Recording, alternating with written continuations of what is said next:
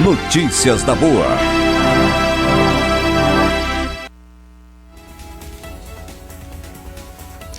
Olá, estamos de volta com Notícias da Boa, são 7h47. A gente vai conversar agora para conhecer um projeto muito interessante, que é o Laços pela Escrita. Nós vamos falar com o professor Ribamar Batista. Ele é professor de redação e coordenador do Laboratório de Leitura e Produção Textual. Ele é doutor e mestre em Linguística e graduado em Letras Português. A Amanda só ficou devendo aqui a universidade, mas eu vou pedir para o doutor Ribamar falar para a gente. Bom, esse projeto é muito interessante, porque ele se inspira em outro projeto chamado Cartas de um Outro Tempo, e estimula as pessoas a escreverem cartas, pessoas diferentes, né? Eu tomei conhecimento desse projeto através da jornalista Samari Andrade, que também participou. E como a gente abre sempre espaço aqui, Ribamar, para projetos criativos, que nesses tempos ainda, né, fazem com que a gente pense, reflita, e também que a gente possa utilizar esse tempo de uma forma tão produtiva e tão importante para o nosso conhecimento. Bom dia, obrigada pela presença. Bom dia, eu que agradeço pelo espaço, agradeço a professora e a jornalista Samara Andrade por ter comentado sobre o projeto. Isso, então conta pra gente como é que funciona o Laços pela Escrita. Então, eu tenho uma grande amiga, uma professora lá da Universidade Federal do Cefet de Minas, a professora Ana Elisa Ribeiro, que um certo dia ela comentou de uma carta que ela havia escrito para esse projeto Cartas de um Outro Mundo, da revista Pessoa, que é editado pela Mirna. E aí eu achei muito bacana, né, a ideia. Eu falei, então eu vou aproveitar dessa ideia e vou convidar os meus alunos para escreverem para os meus amigos, né, falar sobre esse momento, né, poder criar esse laço, né, desses alunos com outras pessoas, porque até aquele momento a gente não estava em atividade.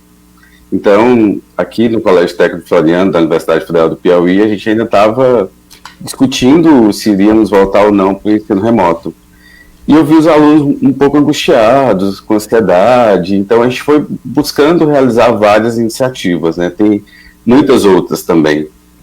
E aí eu coloquei a ideia no grupo do WhatsApp, e de imediato 15 alunos já se manifestaram em querer participar. E aí eu seleciono os meus amigos, né? Faço uma breve descrição, e é muito engraçado porque eu sempre tive muita dificuldade na hora de fazer a descrição, falar o quê, né? Como que é essa pessoa? Você conhece há tantos anos, mas você na hora diz assim, fala sobre fulano, e aí você fica meio sem palavras. Mas consegui fazer um breve textinho, e aí os meninos escrevem, me mandam pelo WhatsApp, e aí eu entro em contato com a pessoa pelo WhatsApp e mando a carta. E elas às vezes nem sabem que está participando, né? O convidado, a convidada, digamos assim. Então é esse processo. E assim, e tem gerado muitas coisas bacanas, né? O mais interessante, por exemplo, a professora Carla Coscarelli mandou um áudio, né, tocando violão, porque o Ronieri, que mandou a carta para ela, gosta muito de música. A outra pessoa vai presentear com livros. A carta que foi ao ar hoje, a resposta que vai sair amanhã também é muito interessante, que vai falar sobre as pessoas, né, negras. Então, tem revelado muitas coisas interessantes, né? E é um resgate também, porque hoje ninguém mais escreve cartas. Sim, também tem esse outro lado, né, de uma prática tão milenar, digamos assim, está um pouco esquecida por conta das tecnologias digitais, né, então a gente também resgata um pouco esse processo. E também envolve, claro, o trabalho com a leitura, com a escrita, né, claro, eu não faço nenhuma revisão, claro, né, a maneira como o aluno escreve, ela é integralmente mantida, porque eu acho que tem que respeitar, porque eu acho que o que vale desse momento é essa comunicação, né, é manter esse laço, né, não estou ali agindo como professor, por mais seja um projeto do laboratório, né, mas não é meu objetivo ficar fiscalizando e tal, então eu deixo para que seja o mais natural possível. E é interessante, você falando aí, Ribamar, e é legal não fazer essa correção, né? Porque quando você escreve uma carta, você tem um tempo maior para refletir, porque assim, no computador lá na rede social, você vai lá, deleta, né? Você bota o seu corretor, e aí tem sempre uma tecnologia que te ajuda. Lá na carta, não, é só o seu intelecto lá e o seu sentimento. Então, talvez, eu não sei se, vou pedir para você comentar se funciona dessa forma, se há um estímulo maior para que a gente ponha mais a alma no que a gente escreve do que o que a gente escreve aqui, que é uma coisa mais fácil, óbvio, e é ótimo, ajuda a gente na disseminação do conhecimento, para a gente aprender.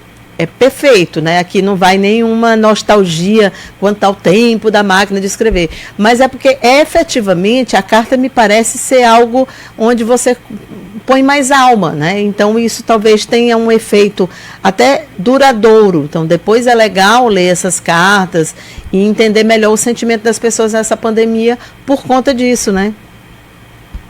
Isso, quando eu fiz o convite para os meninos, né, para as meninas, para os alunos, eu falava, olha, acho importante você comentar sobre a quarentena, né, falar sobre o momento, como é que está, uma frase de reflexão. Foi a minha única dica, né, então, a partir da descrição que os alunos recebiam, né, eles construíam os textos fazendo perguntas, eles constroem os textos, na verdade, fazendo perguntas, comentando. Aconteceu uma coisa interessante semana passada, um aluno estava com crise de ansiedade, eu convidei, você não gostaria de escrever pela escrita? E aí escolhi uma pessoa, e como isso repercutiu, né, no aluno, está assim, super empolgado, está super tá ansioso, mas já é uma ansiedade positiva, né? O quanto que ter escolhido a pessoa que eu escolhi para esse aluno trocar, né, essa carta, repercutiu positivamente e que está fazendo ele voltar, digamos, tá mais brando, mais tranquilo. Então, as cartas, elas têm muito mais disso, né? O aluno é livre e, consequentemente, isso que você está falando, né, do conteúdo, da questão de falar do momento, se sobrepõe a qualquer outro elemento. Eu acho isso fundamental. É verdade. E a gente corre... Sim, desculpa. Não, desculpa, continue, pode continuar. Ainda mais nesse momento, né? Por exemplo, eu estou há 90 dias sem ver meus pais, né? Até queria aproveitar, eles estão lá me assistindo, mandar um abraço para eles. Legal eles assistindo, não é legal você estar 90 dias sem ver, mas é bacana. Você sabe que, só fazendo aqui uma vírgula, tem muitos entrevistados nossos, porque a gente não está com entrevistado no estúdio também há 3 meses. Então, tem muitos entrevistados nossos que aproveitam esse momento. Eu conversei recentemente com um professor que faz intercâmbio no Japão e ele mandou, olha mamãe, fica em casa, viu? Você aí no Piauí ainda não estava no começo para a gente aqui, e eles mandam um recado, é uma coisa bem interessante nesse sentido também.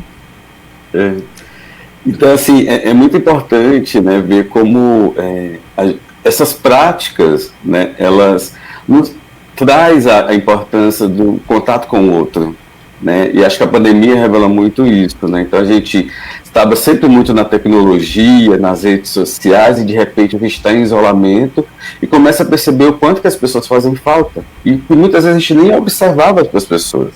Então as cartas também têm revelado muito isso, né? Essa rotina, o quanto que é importante esse contato com o ser humano. Sim, e outra, é também uma forma, porque também outra característica dessa guerra que nós estamos vivendo é que ela não tem muito registro. O que fica são as imagens dos veículos tradicionais. Porque, por exemplo, tudo que é digital, a gente tem uma memória, óbvio, mas as nossas particulares, elas vão sumir. O Stories acaba em 24 horas, a maioria das coisas a gente não vai lembrar, vai ficar dependendo do Facebook ou do Instagram, lembrar daqui a um ano. Olha, um ano atrás você estava falando que estava em quarentena. Então, nesse quesito também, até isso é interessante, né? Uma carta, ela fica de uma forma mais imortal, né? Sim, inclusive a ideia é organizar um livro, né? Reunir todo esse material, né? Justamente para fazer esse resgate, porque daqui a um tempo vai ser importante você retomar esse momento de 2020 e isso que a gente vivenciou. Então, além de estar no site, né, a ideia é organizar no livro e poder socializar ainda mais essa ação, né, nesse momento tão difícil que a gente está vivendo. Muito hoje. bem. E esse poema Sem Mandacaru também faz parte de um laboratório também de produção textual? Isso é mais permanente, diferente das cartas, ou está inserido dentro do projeto? Não, isso faz parte de um projeto chamado Zoeira Literária. Esse hoje vai ao ar o vídeo de número 70, né? Então já vai chegar em 3 meses de projeto. Uhum. A Zoeira Literária é um projeto que já acontece há algum tempo, né, aqui no Colégio Técnico Floriano. Eu convido professores de fora para fazer oficinas de leitura, escrita, poesia, e sempre finaliza com como é que eu posso dizer? Sempre finaliza com vídeos, e a gente faz uma premiação, então a gente faz uma grande zoeira. A gente tem a nossa produtora, Amanda, tem o vídeo aí que ela avisou que colocaria, inclusive. Pois não, professor? E aí eu convidei as pessoas para declamarem poesias, né, para tornar os nossos dias mais leves, né? Não que a gente ache que a pandemia é uma gripezinha, pelo contrário, mas a gente também pode botar um pouco de leveza nessa dor, né, nesse momento tão difícil. Então convidei os alunos, os amigos. Essa é a professora Ana Elisa que escreveu a carta de um outro mundo lá da revista Pessoa. Então foi a partir dela que eu tive conhecimento do projeto e inspirou Laços pela Escrita. E a Ana sempre está aqui em Floriano, participando com os meninos, fazendo projetos, as oficinas. Então todo dia, à noite, entre 8 e 9, 7h30 e 9 da noite, a gente sempre lança um vídeo, né? Eles são editados por um ex-aluno nosso, o Diário de Mateus. Então, quem tiver interesse de participar da zoeira, manda o seu vídeo, escolhe a sua poesia, pode mandar para o meu telefone, que é 86999725482, ou pelo e-mail do laboratório, que é labprotextual@ufpi.edu.br. Muito bem, professor, muito obrigada pela entrevista. Queria dar os parabéns aqui pelo projeto e mais uma vez dizer o que eu já disse aqui de outras entrevistas que eu fiz direto de Floriano. Quanta coisa boa acontecendo aí em Floriano, vindo do Instituto Federal, vindo da Universidade Federal. É sempre muito bom a gente saber em todo esse movimento, em meio a uma crise tão séria, tão grave, tão importante, a gente está conseguindo que universidades, os nossos institutos federais, que também são instituições de ensino superior, que elas compartilhem conosco, né? Nós aqui estamos do lado de fora, a comunidade, esse trabalho tão bacana que vem sendo feito aí por vocês. Muito obrigada, bom dia. Eu que agradeço pelo espaço e queria só finalizar, né? A gente está comemorando o laboratório 10 anos, esse ano de 2020, e pedir para as pessoas fiquem em casa, usem máscara, né? Vamos respeitar o isolamento social e bom dia para todo mundo. Vamos sim, obrigada, professor. Vamos ouvir então, gente, o poema que a gente citou agora há pouco, é o poema Sem Maracatu, só corrigindo, de Adriane Garcia, e está sendo lida aí nessa gravação pela Ana Ribeiro, dentro do projeto do Laboratório de Leitura e Produção Textual, que é coordenado pelo professor Dr. Ribamar Batista. E a gente vai acompanhar agora esse poema.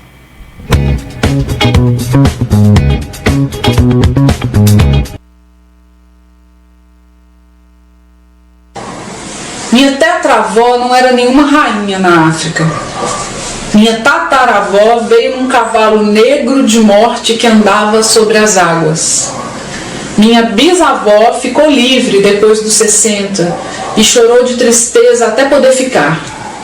Sinhazinha deu beliscões roxos nela e ela sorriu desdentadíssima. Minha avó, muito antes, já fora tirada roubando leite de suas tetas.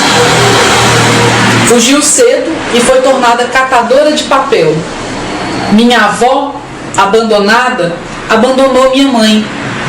E eu escrevi este poema. Uau! Como diria o príncipe, ainda bem que não existem diferenças raciais no Brasil, né? Por falar em cartas,